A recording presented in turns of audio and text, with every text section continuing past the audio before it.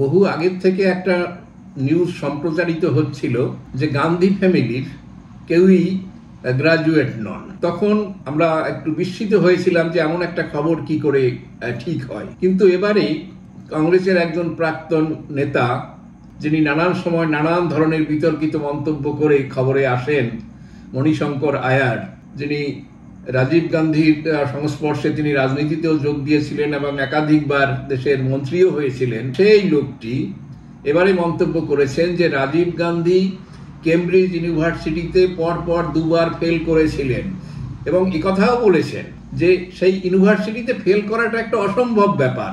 তা সত্ত্বেও রাজীব গান্ধী ফেল করেছেন, অর্থাৎ ছাত্র হিসাবে মোটেও ভালো ছিলেন না। এবং শুধু তাই নয়, তিনি তারপরে চলে গেছিলেন ইম্পেরিয়াল কলেজে এবং সেখানেও ফেল করেছেন। কিন্তু এই ফেল করাটাকে কিন্তু তিনি হাইলাইট করতে চাননি। তিনি হাইলাইট করতে চেয়েছেন যে এরকম একজন অতি সাধারণ ছাত্র, যিনি বিমানের পাইলট হিসাবে কাজ করেছেন, সে ভারতের প্রধানমন্ত্রী হয়ে কিভাবে একাধিক ভালো কাজ করেছেন এবং বড় বড় সিদ্ধান্ত নিয়েছেন সে প্রসঙ্গ তিনি উল্লেখ করেছেন। যে তিনি পঞ্চায়েতি রাজ সেটাকে শুরু করা, দ্বিতীয়ত এদেশের টেলিকমিউনিকেশন ব্যবস্থা তার যে এখন আমরা বর্তমান রূপ পাচ্ছি, সেটা কিন্তু রাজীব গান্ধীর সময়ই সেই কাজটি হয়েছিল।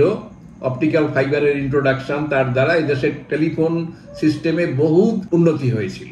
আবার তিনি সুপ্রিম কোর্টের যে ডিসিশন ছিল মহিলাদের বিষয় নিয়ে, সেই কেসটিতেও তিনি আইন সংশোধন করে সেই সুপ্রিম কোর্টের জাজমেন্টটাকে তিনি নালিফাই করে দিয়েছিলেন। তাই এটা কি করে সম্ভব হলো, এই কথা তিনি বলতে চেয়েছেন এই ভিডিওতে। কিন্তু যা হবার, কংগ্রেসের পক্ষ থেকেই প্রচুর পরিমাণে আপত্তি উঠেছে যে না, এইসব কথাবার্তা মণিশঙ্কর আয়ার ফ্রাস্ট্রেশন থেকে বলছেন। যেমন অশোক গেহলট, তিনি রাজস্থানের প্রাক্তন মুখ্যমন্ত্রী, তিনি বলেছেন যে ওই বোধহয় একবারে পাগল হয়ে গেছে। তিনি শব্দটা ব্যবহার করেছে সারফিরা শব্দটি ব্যবহার করেছেন, যার অর্থ দাঁড়ায় ম্যাড পারসন। যে রাজীব গান্ধী সম্পর্কে এরকম যে মন্তব্য করে তাকে পাগল ছাড়া কিছু বলা যায় না। ঠিক সেই একই ব্যাপার তারা অন্যরাও বলেছেন। কংগ্রেসের আর একজন চরণ সিং সাপড়া, তিনি ন্যাশনাল স্পোক পারসন, তিনিও প্রায় একইভাবে বলেছেন যে তিনি বারবার এই ধরনের কথাবার্তা বলে পার্টির ইমেজ নষ্ট করছে। তাতে তার না লাভ হচ্ছে কিছু, না পার্টির কোনো লাভ, এটা বরং পার্টির ইমেজ ক্ষতি হচ্ছে। ঠিক এমনি ভাবে পার্টির আরেকজন লিডার হরিশ রাওয়াত, তিনিও বলেছেন যে একবার ফ্রাস্ট্রেটেড ইন্ডিভিজুয়াল, একেবারে মানসিকভাবে বিপর্যস্ত হয়ে তিনি এইসব কথাবার্তা বলছেন যা তার বলা উচিত না। আর এই সুযোগ কেন বিজেপি ছাড়বে? বিজেপির আইটি সেলের প্রধান মালব্য, তিনিও সেই সুযোগটাকে ধরেছেন যে না, এইসব বিষয় নিয়ে সম্পূর্ণ তথ্য আসা দরকার এবং সবার জানা দরকার যে এক্স্যাক্টলি কি ঘটেছিল। যাই হোক, আমরা সেই সব বিতর্কের মধ্যে যাচ্ছি না, সেসব বিতর্ক আমাদের বিষয়ও না। আমাদের কথা হচ্ছে যে রাজীব গান্ধী ছাত্র হিসাবে সাধারণই ছিলেন এবং অতি সাধারণও বলা যায়, এবং সেই বংশ পরম্পরায় যে ব্যাপারটা থাকে, সেই সুযোগে সেই পরিস্থিতিতে তিনি দেশের প্রধানমন্ত্রী হয়েছিলেন। এবং প্রধানমন্ত্রী হয়ে তিনি যে ব্যর্থ প্রধানমন্ত্রী ছিলেন, একদম কোনোভাবেই কিছু ভালো কাজ করতে পারেননি দেশের, তা নয়।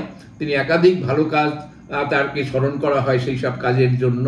যদিও আমরা সেই সুপ্রিম কোর্টের জাজমেন্টটা নালিফাই করে মুসলমান মহিলাদের যে সামাজিক অবস্থার যে উন্নতির চেষ্টা করা যেত, সেটা না করে তিনি এখনো সমালোচনার মুখে তিনি পড়ছেন। এর থেকে আর একটা জিনিসও প্রমাণ হয় যে রাজনৈতিক ক্ষমতায় পৌঁছে গেলে পরে তার একাডেমিক কোয়ালিফিকেশন বিষয়টা, এটা খুব বড় বা খুব জরুরি প্রয়োজন বলেও মনে হয় না। ঠিক তেমনি একটা পরিস্থিতিতে ভারতবর্ষ চলছে, বোধহয় পৃথিবীর অন্য অন্য দেশও চলছে। যেমন বাংলাদেশের একাধিক প্রধানমন্ত্রী, তারা নাকি ক্লাস 8 পাসও করেননি, সেই সব করে তারা চালিয়ে গেছেন। সে দেশও চলছে, তারাও সেই বড় ব্যক্তিত্ব, বড় পার্সোনালিটি হয়েছিলেন। পৃথিবীতে নিশ্চয়ই এরকম আরো অনেকেরই খোঁজ পাওয়া যাবে যারা পড়াশোনায় ততটা নয়।